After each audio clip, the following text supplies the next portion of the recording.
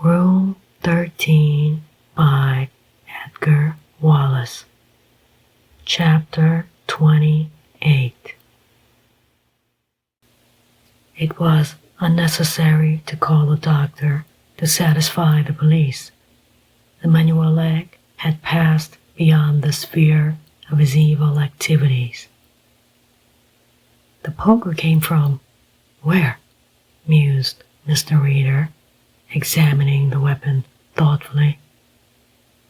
He glanced down at the little fireplace. The poker and tongs and shovel were intact, and this was of a heavier type than was used in the sitting rooms. Deftly, he searched the dead man's pockets, and in the waistcoat he found a little card inscribed with a telephone number, Horsham 98753. Peters. That had no special significance at the moment, and Reader put it with the other documents that he had extracted from the dead man's pockets. Later came an inspector to take charge of the case. There was some sort of struggle, I imagine, said Mr. Reader. The right wrist, I think you'll find, is broken. Legge's revolver was underneath the table. He probably pulled it, and it was struck from his hand. I don't think you'll want me anymore, Inspector. He was examining the main corridor when the telephone switchboard at the back of Stevens's little desk gave him an idea. He put through a call to Horsham, and in spite of the earliness of the hour, was almost immediately answered. "Who is that?" he asked. "A Mr. Kane's servant," said a husky voice. "Oh, is it Barney? Is your master at home yet?" "No, sir." "Who is it speaking?" "It is Mr. Reader. Will you tell Miss Kane to come to the telephone?" "She's not here either. I've been trying to get on to Johnny Gray all night, but his servant says he's out." "Where is Miss Kane?" asked Reader quickly. "I don't know, sir. Somebody came for her in the night in a car, and she went away, leaving the door open. It was the wind slamming it that woke me up." It was so long before Mr. Reader answered that Barney thought he had gone away. "Did nobody call for her during the evening? Did she have any telephone messages?" "One, sir, about 10 o'clock. I think it was her father, from the way she was speaking." Again, a long interval of silence, and then, "I will come straight down to Horsham," said Mr. Reader, and from the pleasant and conversational quality of his voice, Barney took comfort, though if he had known the man better, he would have realized that Mr. Reader was most ordinary when he was most perturbed. Mr. Reader pushed the telephone away from him and stood up. So they had got Marnie. There was no other explanation. The dinner party had been arranged to dispose of the men who could protect her. Where had they been taken? He went back to the old man's office, which was undergoing a search at the hands of a police officer. "I particularly want to see immediately any document referring to Mr. Peter Kane," he said. "Any road maps, what you may find here, and especially letters addressed to Emmanuel Legge by his son. You know, of course, that this office was broken into. There should be something in the shape of clues." The officer shook his head.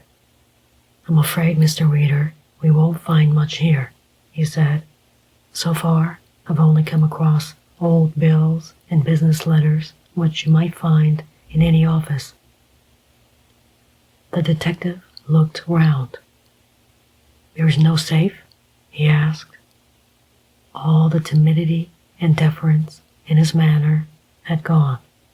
He was patently a man of affairs. "Yes, sir. The safe's behind that paneling. I'll get it open this morning. But I shouldn't imagine the leg will leave anything compromising on the premises. Besides, his son has had charge of the high-low for years.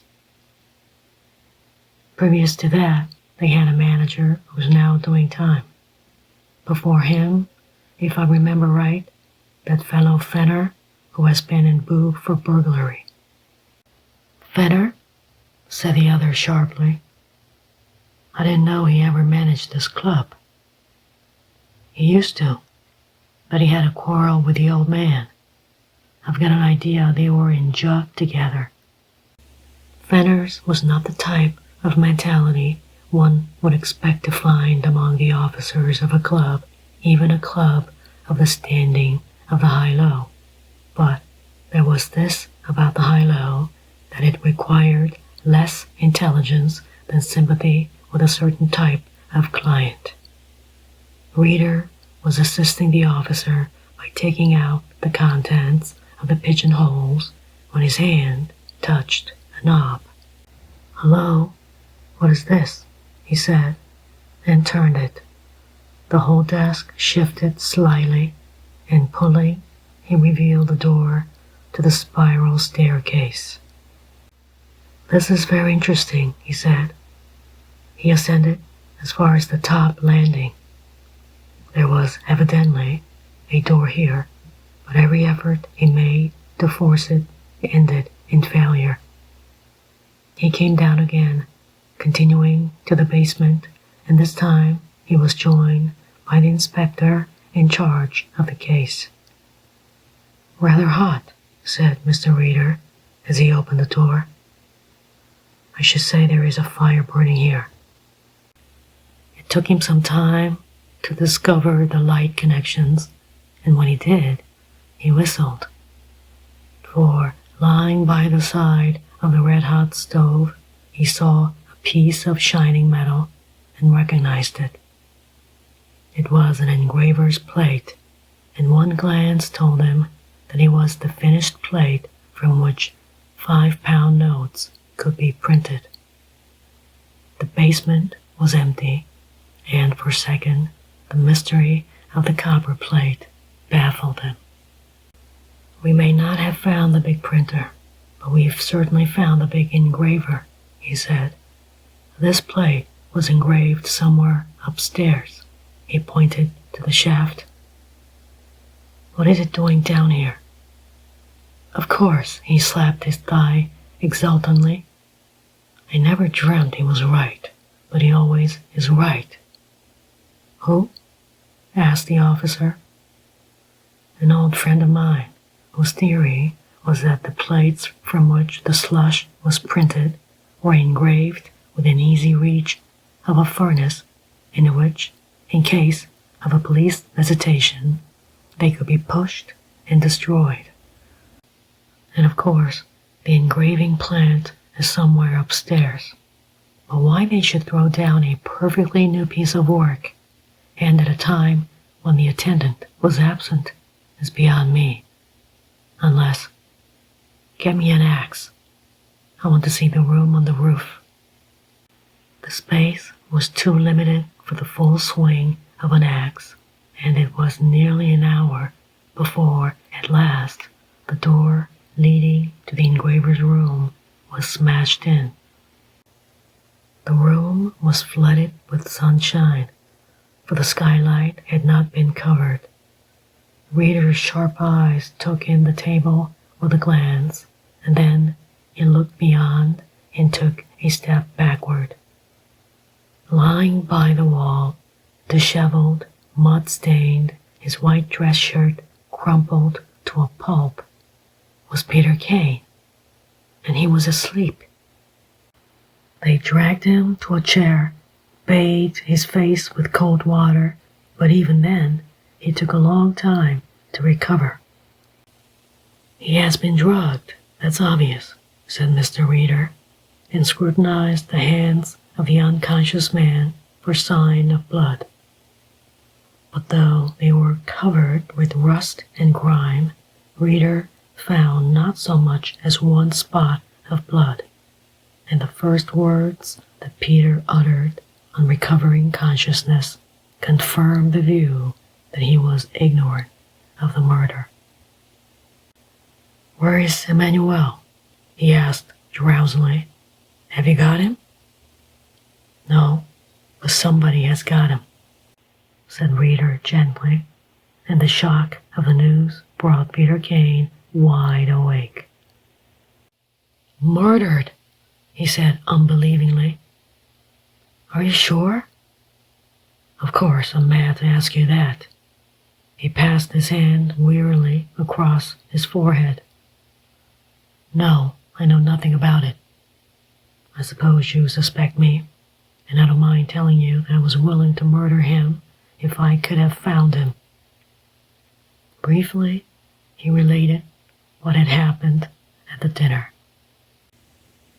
"I knew that I was doped, but dope worked slowly on me, and the only chance I had was to sham dead.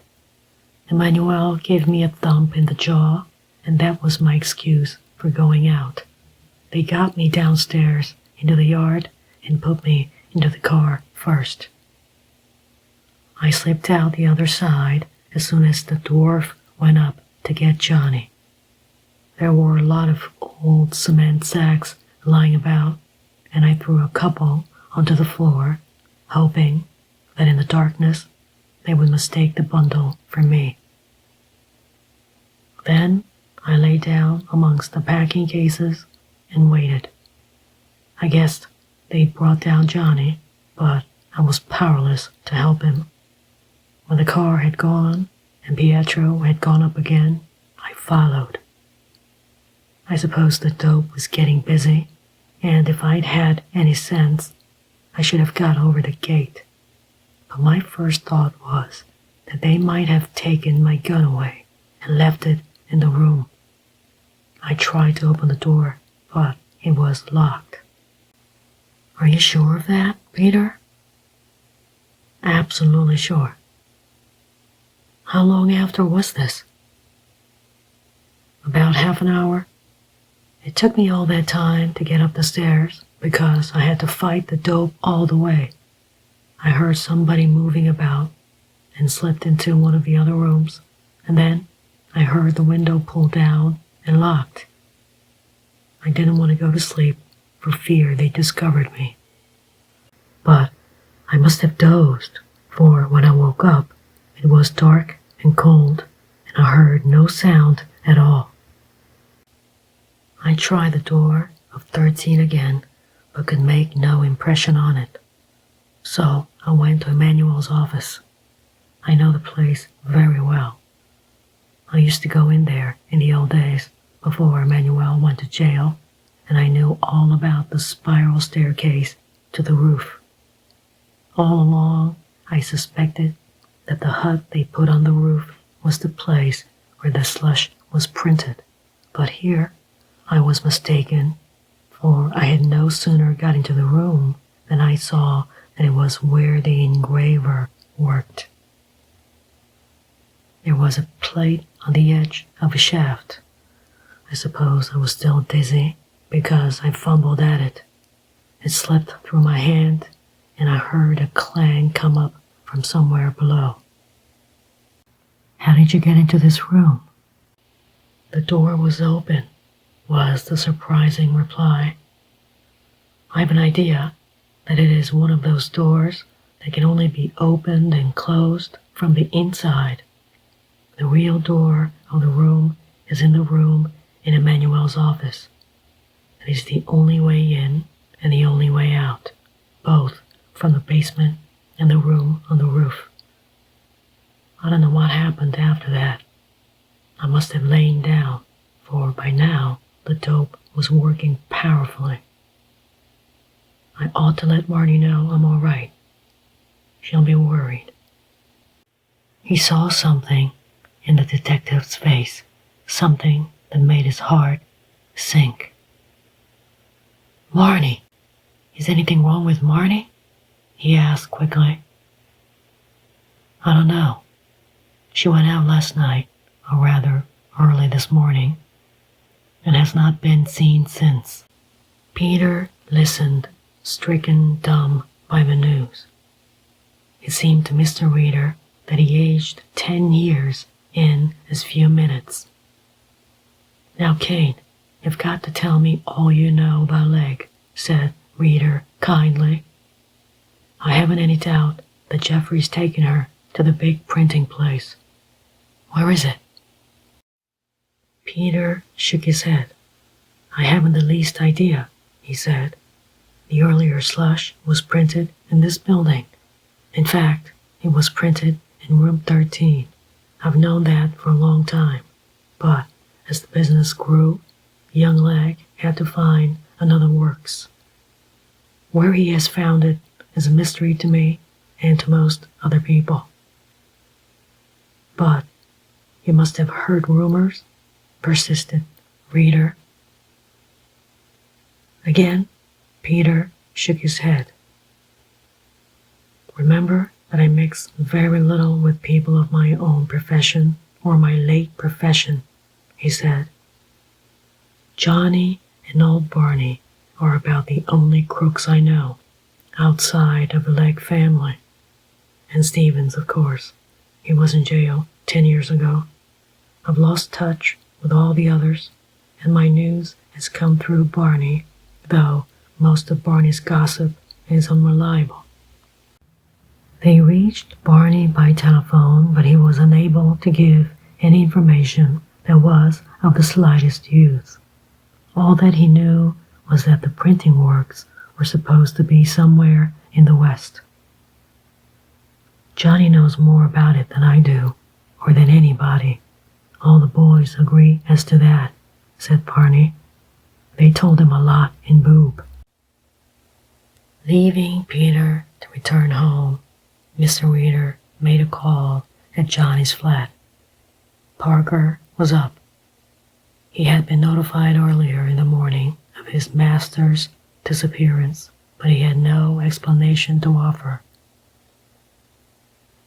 He was preparing to give a list of the clothes that Johnny had been wearing, but Reader cut him short impatiently. "Try to think of Mr. Gray as a human being and not as a tailor's dummy," he said wrathfully. "You realize that he is in very grave danger?" "I am not at all worried, sir," said the precise Parker. Mr. Gray was wearing his new sock suspenders. For once, Mr. Reader forgot himself. "You're a damn fool, Parker," he said. "I hope not, sir," said Parker, as he bowed him out.